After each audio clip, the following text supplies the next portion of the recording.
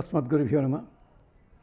ఆత్రేయస గోత్రజాతం జగన్నాథార్య సుపుత్రం శ్రీపార్థసారథిం వందే మాతులం మహిమాతులం. కాశ్యపాన్వయ సంజాతం తిర్వేంగడార్య సుపుత్రం కృష్ణమార్య గురుం వందే వివిధ శాస్త్ర సేవధిం. కాశ్యపాన్వయ సంజాతం శ్రీ రాఘవార్య గురోసుతం పట్టాభిరామార్యం వందే గణితశాస్త్ర పారగం. అస్మద్గురుభ్యో నమ. భగవద్బంధులారా, సంకల్పం గురించి చాలా విస్తారంగా చెప్పుకోవడం జరుగుతోంది. తప్పదు. మనం కనీసం పూజ కానీ ఆరాధన కానీ ప్రారంభించేటప్పుడు ఎంత శ్రద్ధతో ఎంత జాగ్రత్తగా చేస్తే, మీరు పారాయణలు 1:30, 2 గంటలు, 3 గంటలు చేశారా? సప్తసర్గి పారాయణ, ఏకాదశర్గి పారాయణ, లలితా సహస్రాన్ని 11 సార్లు చదివారా? లక్ష్మీ అష్టోత్తరాన్ని 108 సార్లు చదివారా? ఇవన్నీ పక్కనట్టే పెట్టండి. ప్రారంభంలోనే మీ మనస్సుని ఎలా పెట్టుకున్నారో అన్నది గుర్తుపెట్టుకుంటే ఆ ఒక్కటి మొత్తం ఫలితాన్ని ఇస్తుంది. ఇది భాగవతంలో ఎన్నో గాథల్లో కనిపిస్తుంది. పూలమాలలు కట్టేవాడు కృష్ణుడు బలరాముడు వెడుతూ ఉంటే వాడు పూలమాలలు అడిగితే కట్టి ఇచ్చాడు, అద్భుతమైన ఫలితాన్ని పొందాడు. అలాగే సుగంధ ద్రవ్యాలు ఇచ్చింది కుబ్జ, ఆ అమ్మాయి ఇవ్వగలిగింది. బట్టలు అడిగితే వాయకుడు నేను ఇస్తానుండు, అవెందుకు నీకని చెప్పి ఇస్తే రక్షించాడు. ఇలాంటివి ఎన్ని గాథలున్నాయో చూడండి. ఆఖరికి రేగిపళ్ళు అమ్ముకునే పిల్ల వస్తే కృష్ణుడు దొంగతనంగా బియ్యం పట్టుకొస్తుంటే బియ్యమంతా జారిపోతే చివరికి 2 చేతుల దోసిళ్లలో ఒక్కటే గింజ ఉంటే ఒక్కటే రేగుబండి పెట్టిందట, 2 చేతులు సరిపడా. ఆవిడ బుట్టలో ఉన్న రేగుపళ్ళన్నీ రత్నాల కింద మారిపోయాయంటాడు మనకి కృష్ణ కర్ణామృతంలోనూ. అలాంటి ఫలితాలు ఇస్తాడు పరమాత్మ. శ్రద్ధయా దేవో దేవత్వం వస్తుతే, వాళ్ళకు కూడా శ్రద్ధ ద్వారానే దైవత్వం కలుగుతోంది. అలాంటి శ్రద్ధని ఆచరించండి. తద్వారా అది నేర్పడం కోసమే మనకి సంకల్పం ప్రారంభిస్తున్నాం. అంతేకాదు, సంకల్పంలో ఉండే ఓ విశేషాన్ని వేదం కూడా చెప్పింది. ఇది అధర్ణ వేదం చెప్పింది, యజుర్వేదం చెప్పింది. సంకల్పం దేనికంటే మనం కొన్ని మర్యాదలు పాటించడం మర్చిపోతుంటాం. ఆ మర్యాదలు జ్ఞాపకం చేసుకోవడానికి, ఆ మర్యాదలు పాటించని తప్పు ఉందో అది ప్రాయశ్చిత్తం జరగడానికి ఈ సంకల్పం కూడా పని అవుతుంది. సప్త మర్యాదా కవయ తతక్షు తస్మాత్ ఏకం ఇత్ అభి అంహోరగాత్ అయోహ స్కంభ ఉపమస్య నీడే పదాం విసర్గే ధరుణేషు తౌస్యౌ. కవయ, మేధావులైన మహర్షులందరూ కూడా సప్త మర్యాద, 7 మర్యాదలు తతక్షు, వదిలిపెట్టకూడదు. ఆ మర్యాదల్ని వదిలిపెట్టకండి, లంఘనీయములు కాదు అన్నట్టుగా నిర్మించారు ఆ మర్యాదలంటే నియమాలు ఉన్నాయి, దాటకండి, వాటిని దాటితే తప్పనమాట. ఏమిటవి చెప్పుకుంటారు ఒక చోట. ఏమిటంటే అవి స్థేయం, గురుతల్ప ఆరోహణం, బ్రహ్మహత్య, సురాపానం, దుష్కృత కర్మణం, పునఃపునః సేవ, పాతకే అనుతోద్యం అని చెప్పి ఇలాంటివి ఇంకా చెప్పారు. పానం, అక్షాహ, స్త్రియ, మృగయ, దండపారుష్య, అన్యదూషణం, ఇవన్నీ కామజన్యములు, క్రోధజన్యములు. ఇలాగ రకరకాలుగా చెప్పిన ఉన్నాయి.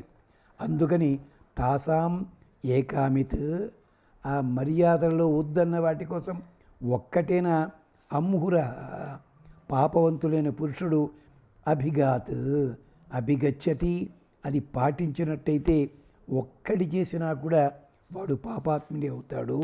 ఎందువల్లంటే ఆయో స్కంభ, ఆ మనుషుని యొక్క నిరోధకమైన అగ్ని ఉంటుంది లోపల ఉండేది.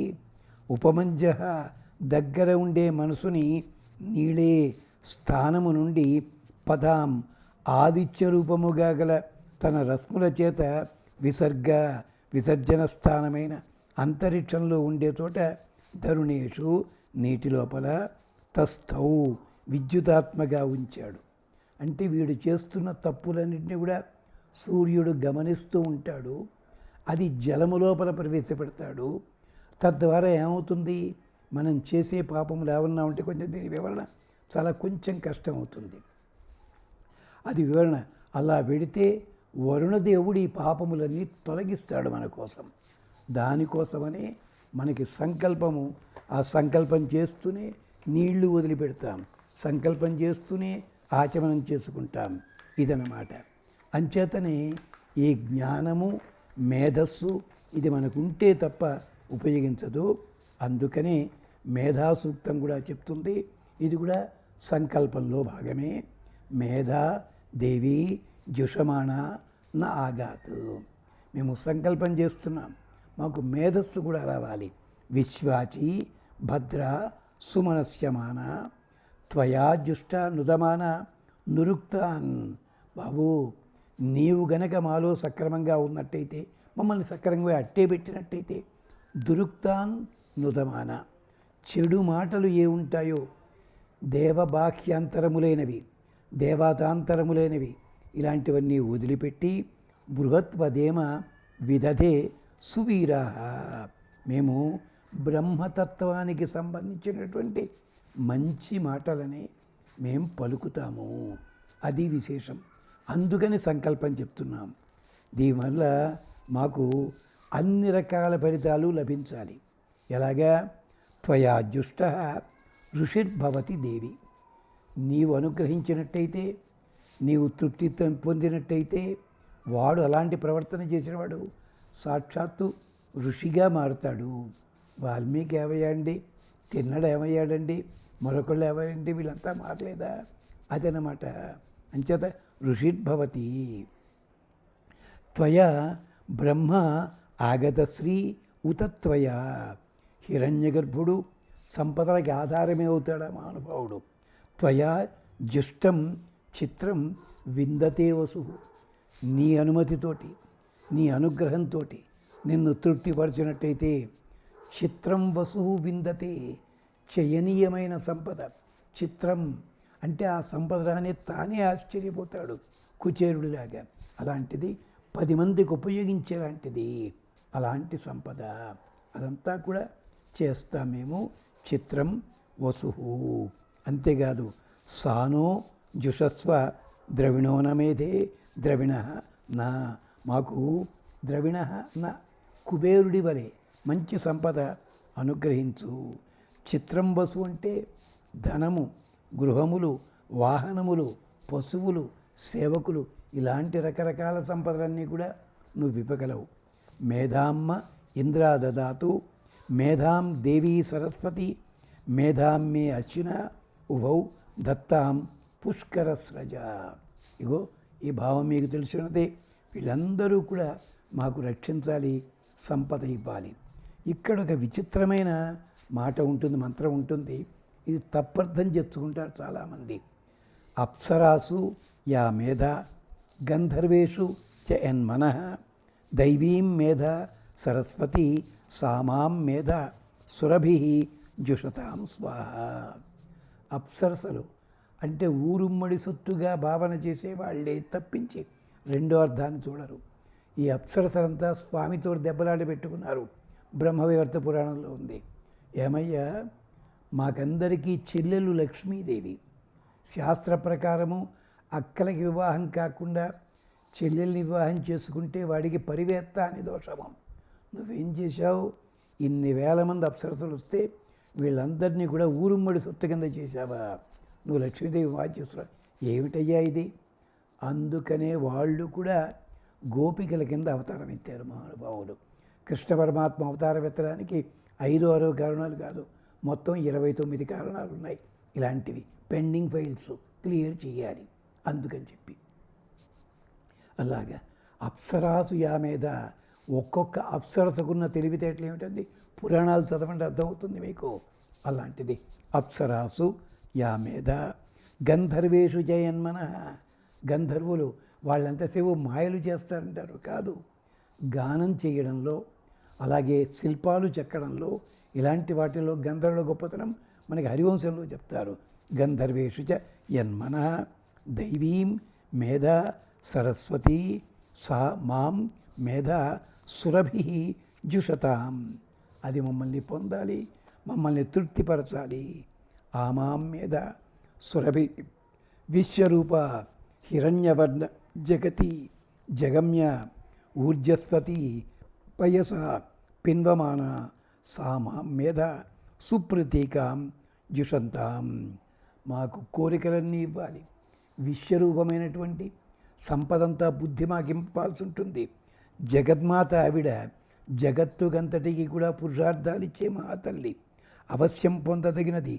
మాకందరికీ కూడా తల్లి ప్రేమతోటి పాలనిచ్చి పిల్లల్ని పెంచినట్టుగా ఆ మేధ మమ్మల్ని రక్షించాలి. మయి మేధాం మయి ప్రజాం మయి అగ్ని తేజో దదాతు. ఈ మేధ వరుసగా దేవతలంతా ఇవ్వాలి. మయి మేధాం మయి ప్రజాం మయి ఇంద్ర ఇంద్రియం దదాతు. దానివల్లనే ఇంద్రుడు ఇంద్రియ శక్తి కూడా ఇవ్వాలి. మయి మేధాం మయి ప్రజాం మయి సూర్య భ్రాజో దదాతు. సూర్యుడు కూడా ఆ మేధస్సు మాకు ఇవ్వాల్సి ఉంటుంది. అంటే భ్రాజస్సు అంటే ఏమిటి, దర్శన మాత్రం చేతనే శత్రువులందరినీ కూడా భయపెట్టగలిగేది. తేజస్సు అంటే ఎంత దూరంలో ఉన్నా కానీ గుర్తుపట్టగలిగేది. ఇంద్రియం అంటే ఇంద్రియ నిగ్రహము, ప్రతి కర్మను చేయగలిగిన శక్తి. యాం మేధాం దేవగణా పితరశ్చ ఉపాసతే తయా మా మధ్య మేధయ అగ్నే మేధావినం కురుస్వ. ఓ అగ్నిదేవ, దీనికోసమే దేవగణాలు పితృగణాలు కోరుకుంటారు. అలాంటిది నీకు హవిసిస్తున్నాం కదా, ఇది వాళ్ళకి పట్టుకెళ్ళిచ్చి మీ వాడికి ఇవ్వయ్యా అని చెప్పవయ్యా మహానుభావ. మేధామ్మే వరుణో దదాతు. మేధాం అగ్ని ప్రజాపతి మేధాం ఇంద్రశ్చ వాయుశ్చ మేధాం దదాతు. అంటే మేధస్సు కావాలని ఎంతమంది దేవతలకి ఎలా ప్రార్థన చేస్తున్నవుతుంది.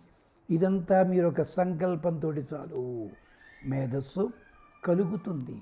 అంతే చేయాల్సిన పని. ఒకతను ఏం చేసేవాడంటే, విచిత్రంగా అనిపిస్తుంది మీకు ఇవన్నీ చూస్తేను. ఊళ్ళో ఏదో షాపులో టీ కాస్తే ఆ టీ కప్పులు పుచ్చుకొని ఊరి చివరి స్కూల్లో అమ్ముకోవడానికి వెళ్ళేవాడు. ఒక 10 రోజులు పోయిన తర్వాత వాడికి అనుమానం వచ్చింది. ఇక్కడి నుంచి స్కూల్ దాకా వెళ్ళేసరికి కనీసం 2 కిలోమీటర్లు నడుస్తున్నాము, టీ చల్లారిపోతోంది, వాళ్ళు ఇబ్బంది పడుతున్నారు. అంచేత మనమే ఇక్కడ గుడిసె వేసి టీ కాచేసి ఇస్తే బాగుంటుంది కదా అనుకున్నాడు. వీళ్ళ 10 మంది కోసం అయితే వ్యాపారం ఎలా సాగాలి? ఆ గుడిసె వేసి ఎక్కడ వేశాడు? రోడ్డు మీద బస్సులు వెళ్ళే చోట ఆగుతాయి ఎక్కడ, అవతల పక్కనేమో ధోని ఉంటుంది, యువతల పక్క బస్ స్టాపు, అక్కడ పెట్టాడు. నెమ్మదిగా రోజుకి ఒక 70 మందికి సరిపడే టిఫిన్లు చేయడం మొదలుపెట్టాడు. ఉన్నట్టుండి తెలివితేటలు వచ్చాయి. బస్సు కండక్టర్లకి సగం రేటుకి టిఫిన్ ఇవ్వడం పెట్టడం మొదలుపెట్టాడు. దాంతో మామూలు ఆర్టీసీ బస్సులతో పాటు సూపర్ డీలక్స్ బస్సులు కూడా ఆగడం ప్రారంభించాయి. ఇక్కడ స్కూలు పెద్దదైంది. అంటే వాడు చేసిన పని ఏమిటండి, చిన్న పని, మేధస్సు, దీంతో చేద్దామన్నాడు. ఎదిగాడు, అద్భుతంగా ఎదిగాడు. ఎప్పటికీ ఆ టీ స్టాల్ అలాగే ఉంది. పిల్లలంతా ఉన్నతికి వెళ్ళారు వాళ్ళంతా కూడా. ఇది మేధ అంటేను. ఇలాంటి పల్లెటూళ్ళలో వాళ్ళలో ఉన్నటువంటి చూడగలం మనం, చూడలేకపోతున్నాం మనం. అదనమాట. అంచేత మై మేధ, అంచేత మేధామ్మే వరుణో దదాతు. అందరూ కూడా ఇస్తారు నాకు. అలాగే త్వమ్నో మేధే ప్రథమ గోభి అస్యేభి ఆగై. దీనికే ఇంకో చిన్న మాట చెప్పాలి. కొత్తగా స్కూల్లో చేరాను, కాకరపల్లి స్కూల్లో. ఇంకా అది గోదావరి కాల ఒడ్డున ఉండేది. మా స్నేహితుడు వెంకటశాస్త్రి అని చెప్పి, ఒరే ఆచారి, మధ్యాహ్నప్పుడు కాలువ గట్టికి వెళ్ళకు, పిల్లలు తుకుపోయేవాళ్ళు ఉన్నారు అక్కడ అన్నాడు. అడిగిపోయాను నేను. అవును, పిల్లలం కదా, గట్టిగా 10 ఏళ్ళు లేవు. చూస్తే గట్టున అవతలొకడు యువతలొకడు నిక్కర్లు వేసుకుని ఉన్నారు, కట్బనీల్లో వేసుకుని. కట్బని మాకు తెలియదు, అది చుక్కల బనీ అనేవాళ్ళం.